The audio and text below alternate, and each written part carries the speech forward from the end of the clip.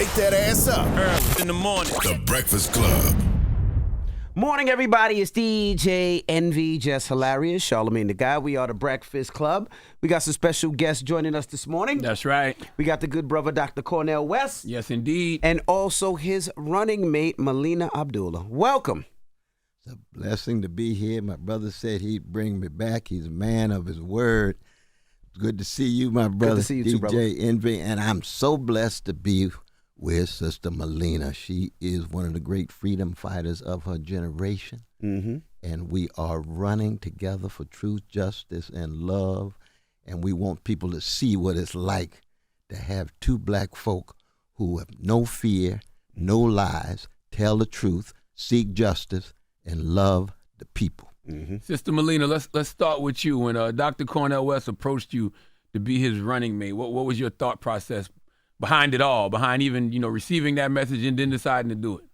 Well, before thinking, my soul jumped out of myself and said, absolutely. I told him yesterday that I haven't felt this kind of spirit soaring since I had my last child, and that was 14 years ago. So my spirit spoke before my mind spoke. But then when I thought about it, I never planned to run for office, but it made all the sense in the world. I, like many people, have been deeply inspired by Dr. West, both as a scholar, but also as a freedom fighter and one who marches and moves on behalf of our people.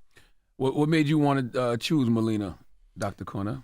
Brother, I wanted to choose the best. I believe that excellence in the form of vision, courage, willingness to put your body on the line. She's a scholar. She's an intellectual. She's been to jail many, many, many times. They have attacked her in vicious ways. She's still standing with a tremendous sense of determination. And in that sense, it's just a matter of always acknowledging what we always do. Mm-hmm. And that's true for everybody around here. So, we come from a great black people who have the highest standards of excellence within our tradition. That's right. And I wanted to put a smile on the face of Fannie Lou Hamer and Martin Luther King Jr., Curtis Mayfield, and Nina Simone. That's high standards, because those are folk who are free. As my brother Clifton always says, I want to see whether you on a plantation or not. But this sister ain't never been on nobody's plantation. That's hard to find these days for black folk. And so to be able to work with her, work alongside her, learn from her, be instructed and inspired, it's a beautiful thing. And let the record show, Melina's been to jail for good trouble. Okay, That's right. Because Donald Trump has been to jail many times too. So I just want to, put that out there. He's been to jail for good trouble. That's a good That's point, right. though. I was going to ask you, what keeps you in the fight? Because it's a lot of money. It's a lot of time. It's stressful. They attack you. They attack every part of your life. They dive deep into your finances, your taxes, and both of you guys. You both have families, so they're going to dive into your family. So what makes you still want to put that fight on? Brother, I got so much love poured into me from Irene and Clifton West and Grandma and Granddad from Shiloh Baptist Church, Reverend Willie P. Cook and Deacon Hinton and others, that I would have to live 3 lifetimes to begin to pay that back. And then by the time you connected with the Black Panther Party, connected with those folk I didn't know, the Malcolms and the Fannie Lou Hamers and others, all that love they poured in, all that courage, all that integrity, the least thing I could do is tell the truth and seek justice before I meet my end and meet my maker. You know what I mean? So I get up with a joy. And I got a joy the world didn't give me, the world can't take away. And it's a deep joy tied to the struggle and trying to make the world a better place for oppressed people, poor people, working people, trying to deal with all this organized greed and institutionalized hatred and routinized indifference to the vulnerable. It's a beautiful thing to be in struggle with Sister Melina and a whole host of folk who are concerned about making the world a better place with a smile and also with a style, too, because we come out of people that got style and soul, though, brother. Melina?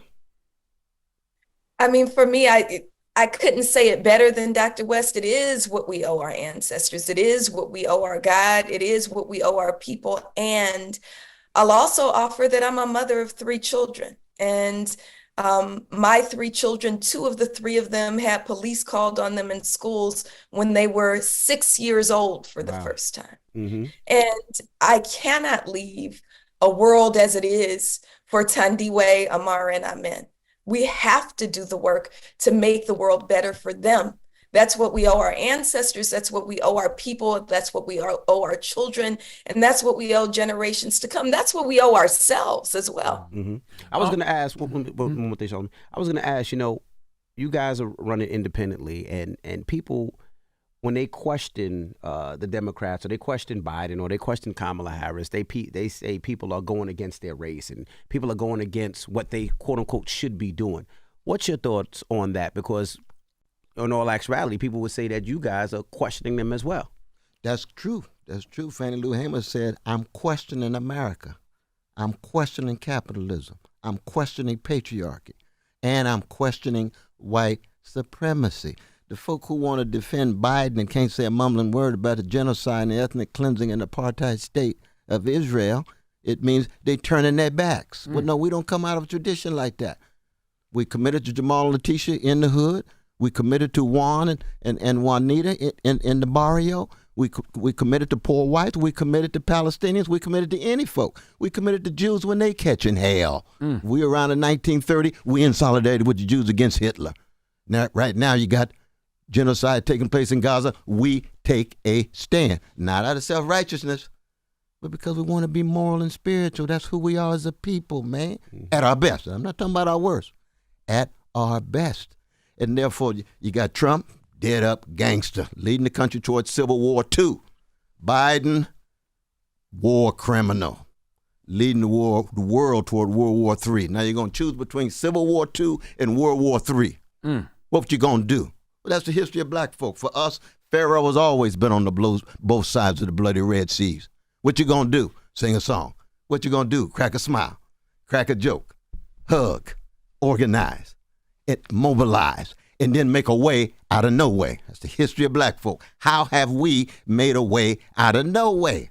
I sit here and look at you young brothers. I know what's in you. I know your grandparents. I know what they've been through. They made a way out of no way. Look at you sitting there with all this dignity. You couldn't do it by yourself. Mm-hmm. That's that rich tradition inside of you. That's all we're trying to do.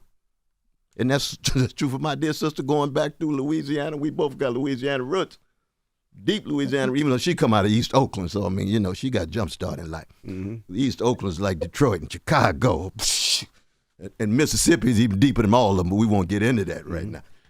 South Carolina. Was it Monk's Corner? Yes, sir. Oh, Lord, have mercy. You brought up the Civil War thing, and this happened to me this Friday. This happened on, I think, Tuesday or Wednesday. I walked downstairs, and it was just a white guy, had on some khakis and some nice shoes, a sweater, glasses, looked like a Wall Street type. And he was just like, man, you Charlamagne, right? He goes, man, he said, man, I want you to tell people that it's going to be a civil war regardless of who wins. And I was like, because he didn't even look like the type. He wasn't a wild conspiracy theorist type. He just was like, you tell people that it don't matter if Biden win or Trump win, there's going to be a civil war in this country. And I was like, yikes. So what makes you feel that way? Well, we're certainly headed that way. That's what civil wars are about. When you get organized greed and institutionalized hatred running amok, especially at the top, manipulating everyday people feeling frustrated, impotent, powerless, and then you scapegoat the most vulnerable rather than confront the most powerful. And what sits at the center of it? White supremacy. Mm-hmm. Now, it's undergirded by capitalism and all the greed that generates profit and so forth. But does that make sense, my dear sister? It does make sense. And it makes sense when we talk about why we have to get involved and why we have to do something different, why we can't just go along to get along. So the question about why we're not just saying, let's duck Trump, let's make sure Trump doesn't get in. Of course, Trump is the embodiment of evil. Of course, Trump is he's the devil incarnate. Absolutely. Right. But we also have to remember that my children and all their friends recognize Joe Biden as Genocide Joe. And so we can't just go along to get along. We can't just say, let's take the lesser of two evils. The lesser of two evils is still evil.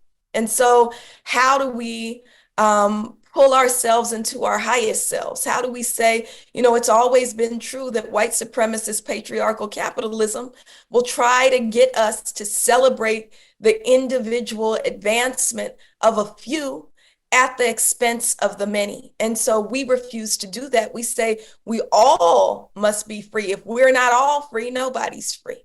I got a question for both of y'all. When you talk about this Civil War, I don't think the Civil War is going to be between Republicans and Democrats. I think it's going to be between the haves and the have-nots. What do you think? I think that's a serious formulation, brother. It's hard to know exactly what form it would take because race and white supremacy cuts so deep in the country that even well-to-do black folk could be viciously attacked by some of the poor white folk. So that race is going to be crucial, but the class dimension that you talk about will be crucial too. There's no doubt about it. And we know how ugly the gender question is. But you got, 30% of now black brothers saying they're going to vote for gangster Trump. Hey, where is that coming from? Well, that's a complicated situation. That's just at the moment. We don't know what it's going to be like in November. But once the vicious conflict sets in, we don't know what response would be. We just have to make sure that we have a moral and spiritual witness. We're going to be a witness. We're going to bear witness to the best of the traditions of our people that has preserved our dignity and our sanity regardless of what the circumstances is. Because you got to keep in mind, there's been a war against indigenous peoples for about 600 years. There's been a war against black folk for 400 years. We at war right now. That's right. So we're just talking about the hot war versus the cold war. You go to mass incarceration in the jails and so forth. I want to salute Brother Mumia because he got his birthday coming up, 7-0. But he been in a war. So the war is always ongoing. But the question is what form it will take. And we have to decide personally and collectively, are we going to hold on to some sense of morality and spirituality given all this barbarity? What do you think, Melina? Who do you think the war will be between? Yeah, I think you're right on about the haves and the have-nots. And it's those who also identify with the haves and the have-nots, right? So you have plenty of poor people, plenty of poor white people especially, who identify with the haves, even though they themselves are the have-nots.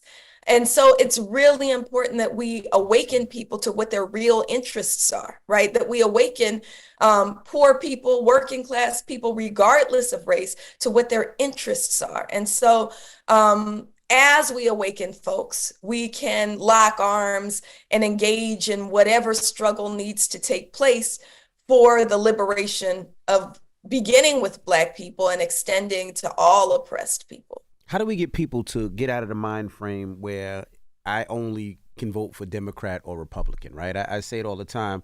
A lot of people are from years and years and years of grandparents voting Democrat and great-grandparents and then parents and then yourselves. How do we get them out to think outside of the box, right? Because automatically when somebody sees somebody running as an independent, they think, well, he is or she is, there's no way that they can possibly win. They're just somebody in there to start trouble and to mess up the Democrats. So how do we get people to change that view? Yeah, I think part of it is, Curtis Mayfield got this song, No Thing on Me. I'm so glad I got my own, so glad that I can see. My life is a natural high. The man can't put no thing on me. It depends on what you see. When we see, we have to see a system. You can't just look at two parties. You got to see how both of them are tied to Wall Street and Pentagon, both of them tied to war, both of them tied to greed. And so you have to have an understanding of how the system operates and then say, I want to be critical of the system. I'm not just critical of Trump's gangsterism. I can see how Trump's gangsterism is inseparable from Biden's genocidal policies facilitating genocide in Gaza. So you begin to see how the system operates and connects what's happening with the Palestinians in Gaza, but what's happening in black folk in Harlem, what's happening with poor whites in Kentucky, what's happening with poor Latinos in East LA. And that is a different way of seeing the world. That's why our artists at their height, the Nina Simones and others, they help us to see things we didn't see. Mm-hmm. And then the question becomes, how do you implement? How do you execute? Usually when you see and you raise your voice, you get incarcerated or assassinated. That's what the system does to free black people. So you have to be willing to pay that cost.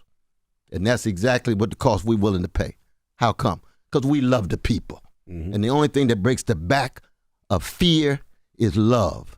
And if you don't love the people, then get out of the way and go on and sell out. Go on and sell your soul for a mess of pottage and tell people lies. Tell them how great Biden is. Tell them Biden has always been concerned with poor folk. No, he's an architect of mass incarceration. That's a crime against humanity. I've taught in prison for 41 years. I've seen it go from 200,000 to 2.3 million right before my very eyes. That's a crime against humanity. That's my brothers and sisters in there. Don't lie. Don't want to be lying on Biden in that sense. So it's that kind of truth telling that we need, and and it's rooted in love. Why do they act like, as a black person, you can't speak that kind of truth, but still know what's in your best interest to do come November? Why do they act like those two things can't happen at the same time? Melina? I think that when we talk about this duopoly of Democrats and Republicans, they want to lock us into these very narrow choices.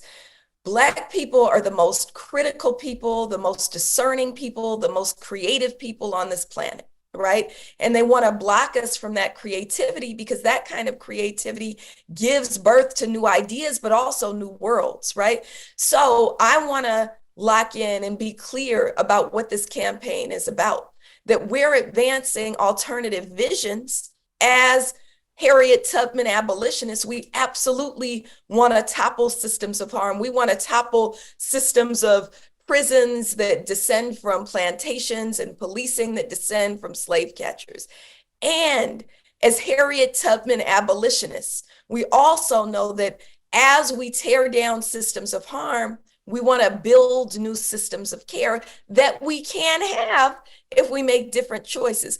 Imagine what would happen if we had the $100-something billion that Joe Biden just sent to fuel genocide in Gaza. What if we had that for housing?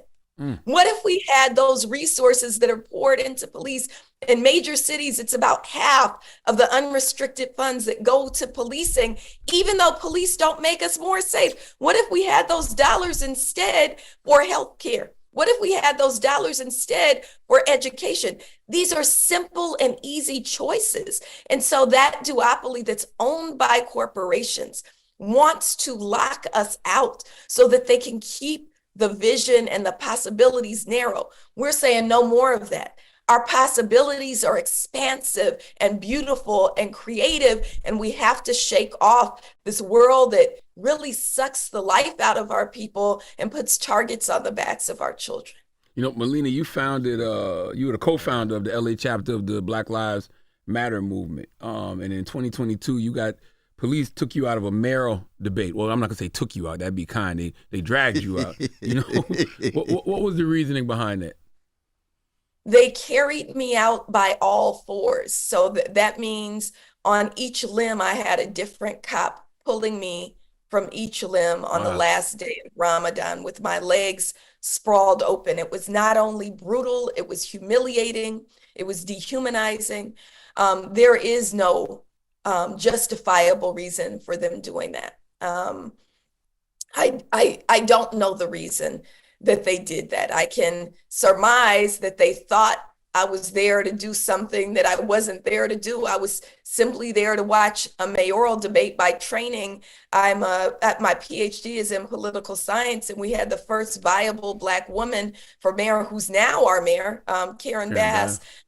My research is on Black women's leadership. So of course I wanted to be on my own campus. I wanted to be on my own campus watching that debate. And so I think that that's absolutely despicable. Still haven't gotten a real apology or any remedy from the school. The school still continues to harass me, sending police into my office, searching my office and telling me they'll be back for me. And this is the reason why we want to advance policies like removing police from our campuses. Our campuses don't have enough counselors. They don't have enough scholars. They don't have enough staff to clean up. But we have police that we're spending millions and millions of dollars on. I'm sorry you had to go through all of that. Is it true that you sued BLM?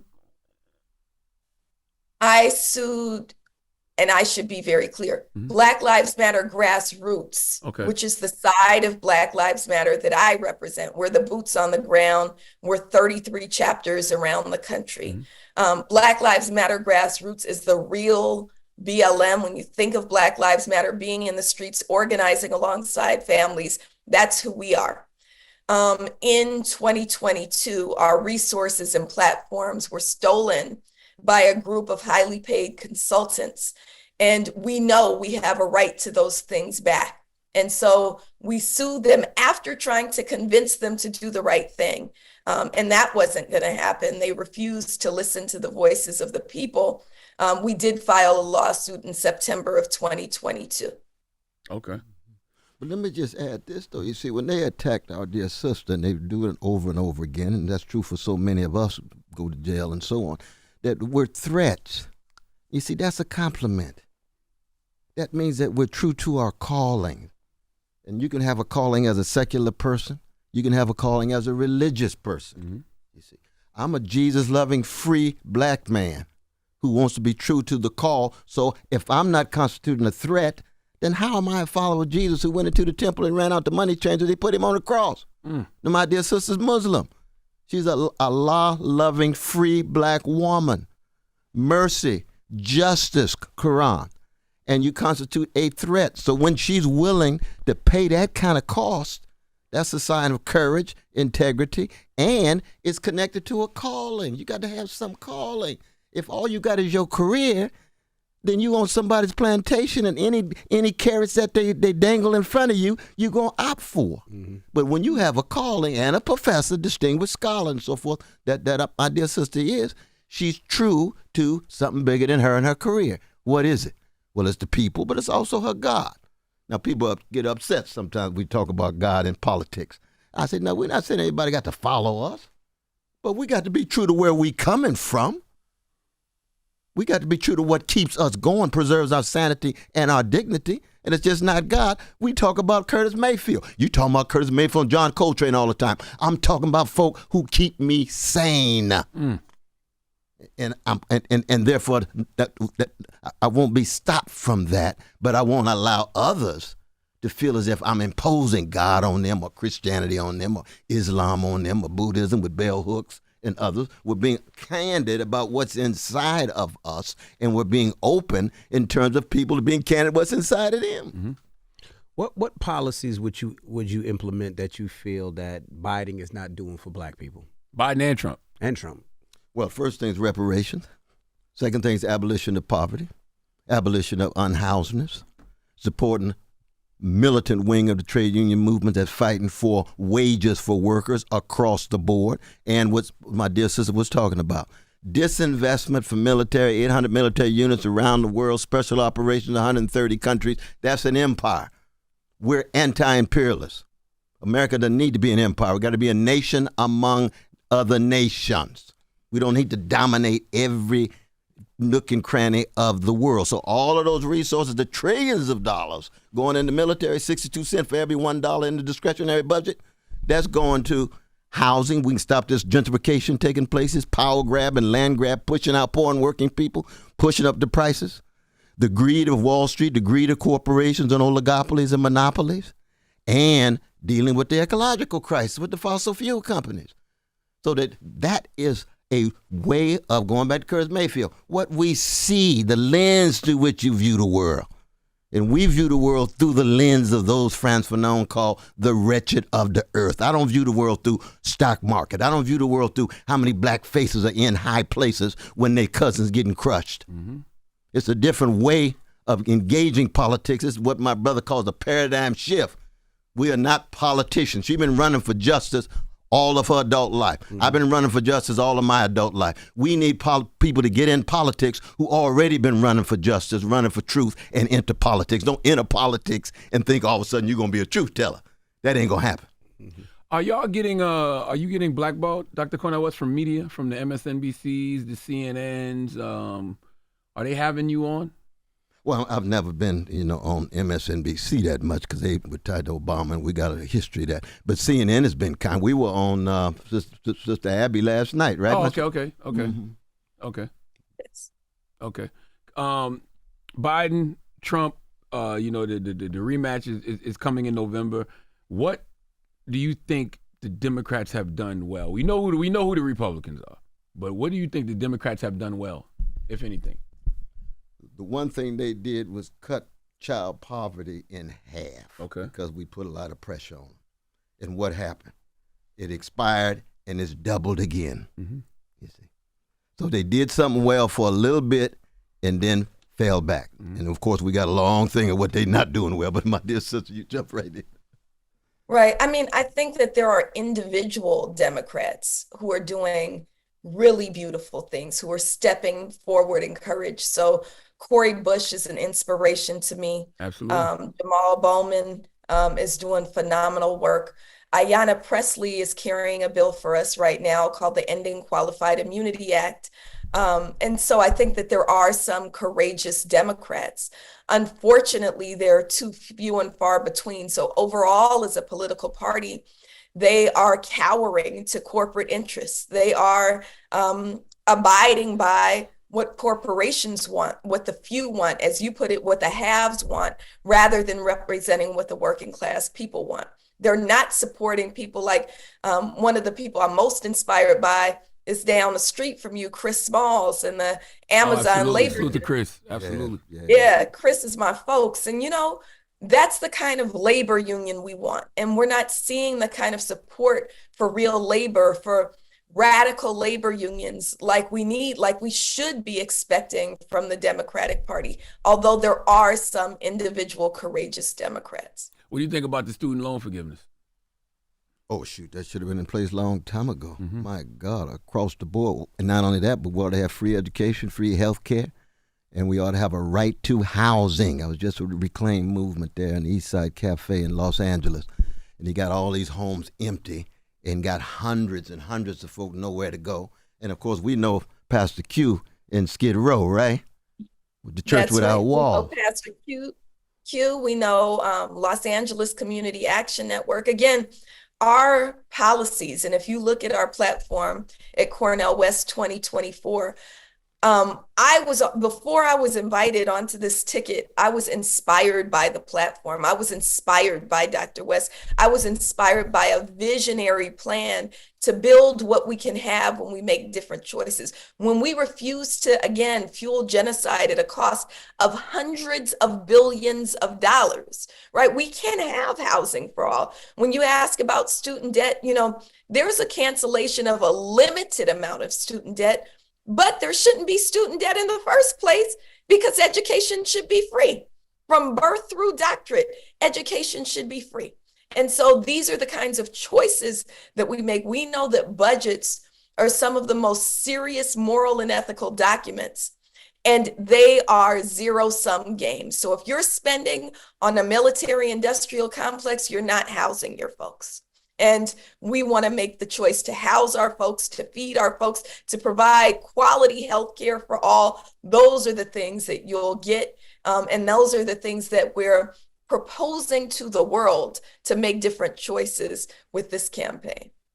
How would you handle the DEI situation if you were president, Dr. Cornel? Well, one, I would never use the language, DEI. What is diversity? No, we're talking about truth and justice.